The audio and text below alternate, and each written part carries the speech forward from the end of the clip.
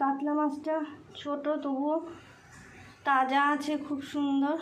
গরমে এই তাজা কাতলা খুব কমই পাওয়া যায়, তাই নিয়ে এলাম। এটা দিয়ে পটল আর আলু দিয়ে ঝোল রান্না করব। পটলগুলো লাল লাল করে ভেজে নিচ্ছি। লবণ হলুদ দিয়ে আলুগুলো ভেজে নিলাম।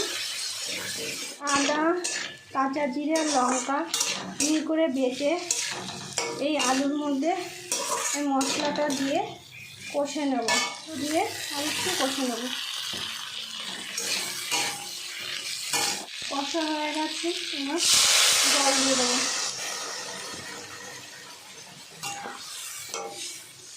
ভাজা মাছগুলো দিয়ে দিলাম।